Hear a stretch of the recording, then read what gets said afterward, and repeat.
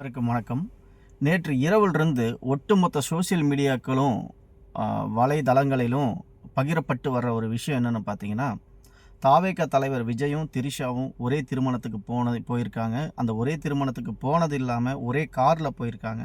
அந்த ஒரே காரில் போனது இல்லாமல் ஒரே மாதிரி உடை அணிந்திருந்ததா அனைத்து சோசியல் மீடியாக்களையும் பரப்பப்பட்டு வர்ற ஒரு செய்தி.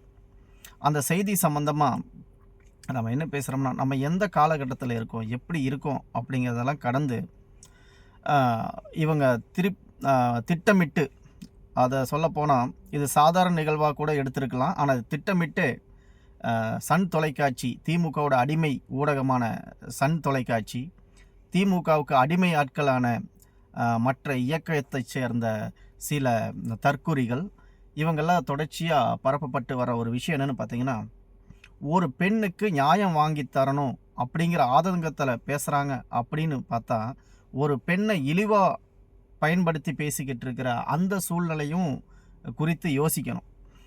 எந்த அளவுக்கு உண்மை, எந்த அளவுக்கு பொய், இதில் இதெல்லாம் உண்மை அப்படின்னு ஒரு ஒரு நண்பரும் அவங்க சேர்ந்த தோழியும் ஒரு நிகழ்வுக்கு போகிறாங்க அப்படின்னா இயல்பான ஒரு விஷயந்தான்.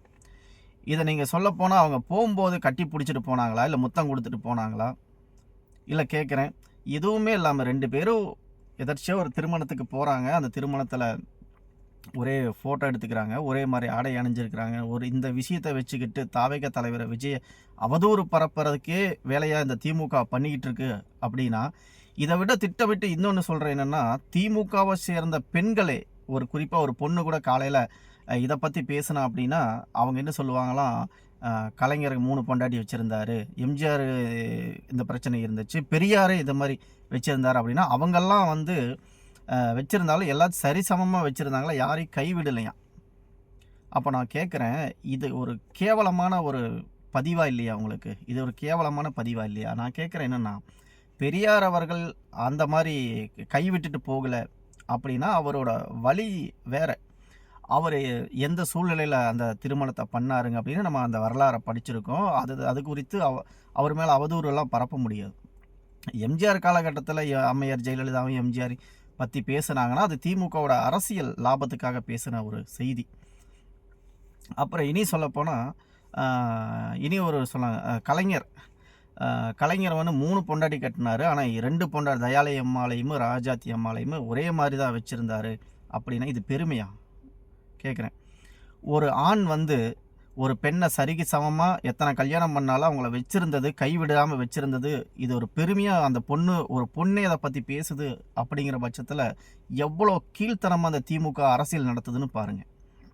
ஒரு பெண்ணே இந்த அளவுக்கு கேவலமான விஷயங்களை இப்போ விஜய் பண்ணது இன்றைக்கி நீங்கள் முழுக்க தப்புன்னு பேசுனா, கலைஞர் பண்ணதே முழுக்க தப்புன்னு பேசணும். அதுதான் யோக்கியத்தனமான அரசியல். 2 பேர்த்தையும் சரிக்கு சமமாக தான் வச்சுருந்தார், யாரையும் கைவிடலை அப்படின்னா, அதே நான் கேட்குறேன். கனிமொழிக்கு இன்றைக்கி இருக்கிற ஒரு சூழலில் பார்த்தீங்கன்னா அவங்களுக்கு பண வசதி, அரசியல் இதெல்லாமே இருக்குதுக்கோசரம் அந்த அம்மா 2 பேர்த்தையும் சரிசமமாக வச்சுருக்கிறேன்னு சொல்லிட்டு 2 கணவரை அந்த கனிமொழி அம்மா கட்டி வச்சுருந்தா நீங்கள் ஏற்றுக்குவீங்களா? இந்த சோஷியல் மீடியாக்களில் நீங்கள் திமுககாரங்க இதுக்கு முட்டு கொடுப்பீங்களா? அப்படி இல்லையில்ல. கலைஞர் பண்ணது தப்பு அப்படின்னு நீங்கள் பேசுனீங்கன்னா விஜய் பண்ணதும் தப்புன்னு நீங்கள் பேசுங்க, நான் கேட்கல அதை பற்றி. ஆனால் திட்டமிட்டு அவங்க எந்த ஒரு உறவுலையும் இல்லாதப்போ, அதிகாரப்பூர்வமாக நாங்கள் உறவில் இருக்குன்னு அவங்களே அறிவிக்காதப்போ, நீங்களாக இப்படித்தான் இருக்குமோ அப்படித்தான் இருக்குமோன்னு சொல்லி ஒரு அவதூறை பரப்புறது ஒன்று இருக்குது பார்த்தீங்களா, அது ரொம்ப கேவலமானது.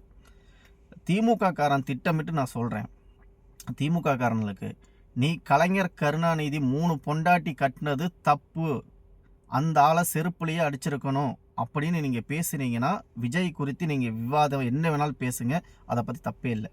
ஆனால் கலைஞர் பண்ணது நியாயம், ஒரே தராசில் வச்சுருந்தாரு அப்படின்னு சொல்லி ஒரு முட்டு கொடுக்கறது பார்த்தீங்களா, அயோக்கியத்தனத்திலே அயோக்கியத்தனம் இதுதான். தயவு செஞ்சு சொல்கிறேன், ஒரு தனிப்பட்ட வாழ்க்கை குறித்து சமூக வலைதளங்களில் பதிவிடுற எல்லாத்துக்குமே சொல்கிறேன், அவங்க அரசியல் தனிப்பட்ட வாழ்க்கைக்கும் அரசியலுக்கு சம்மந்தமே கிடையாது. எப்போவுமே தனிப்பட்ட வாழ்க்கையினால் இன்னொருத்தருங்க பாதிக்கப்படுறாங்க அப்படின்னா அவங்க குடும்பம் இப்போது நீதிமன்றங்களே இருக்கட்டும், ஒரு கணவருக்கு ஒரு மனைவிக்கு பிடிக்கல அப்படின்னா அவங்க பிரிகிறாங்க அப்படிங்கிற பட்சத்துக்கு அதுக்கு அரசியல் சட்டமே அதுக்கு உண்டான வழியை வகுத்து கொடுத்துருக்கு. விவாகரத்து பண்ணிக்கலாம் அப்படின்னு சொல்லி. அப்படி விவாகரத்து பண்ணிக்கலான்னு ஒரு அரசியல் சட்டமே அதுக்கு ஒரு பெண்ணுக்கும் ஆணுக்கும் இருக்கிற அந்த பந்தத்தை முடிக்கிறதுக்கு ஒரு சட்டமே இருக்குது. அப்படிங்கிற பட்சத்தில் இதை நீங்கள் தவறாக பேசும் பட்சத்தில் அந்த சட்டமும் தவறான சட்டமாக இருக்கணும் இல்லையா? அதுதான் முறை. இதையெல்லாம் எதுவும் தெரிஞ்சுக்காமல் புரியாமல் ஒரு அரசியல் லாபத்துக்காக திட்டமிட்டே ஒரு தனிப்பட்ட வாழ்க்கை குறித்து அவதூறு பரப்புகிற இந்த ஒரு கேவலமான அரசியல் தமிழக அரசியல் வரலாற்றில் தொடர்ச்சியாக நடந்துட்டு தான் இருக்குது. பெரியாரை பற்றி ஆன்மீகவாதிகள் அயோக்கியத்தனமாக பரப்புறதும், கலைஞர் குறித்து எதிர்க்கட்சிகள் பரப்புறதும், எதிர்க்கட்சி குறித்து ஆளுங்கட்சி பரப்புறதும். நான் என்ன சொல்கிறேன்னா, கொள்கை முரண்பாடு பற்றி பேசுங்க, கொள்கை வழி என்னென்னமோ அதை பற்றி பேசுங்க, அதை பற்றி தவறே இல்லை, யாருமே தப்பு சொல்ல மாட்டாங்க.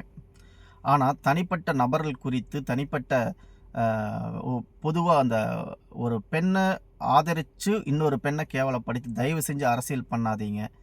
ஒரு தனிப்பட்ட நபர் வாழ்க்கைக்குள்ளே தயவு செஞ்சு அரசியலே பண்ணாதீங்கன்னு சொல்கிறேன்.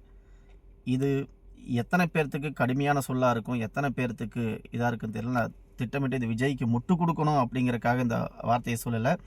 ஒரு பெண்ணை கேவலப்படுத்தி ஒரு பெண்ணை நியாயப்படுத்தாதீங்கன்னு சொல்கிறேன். அவ்வளோதான்.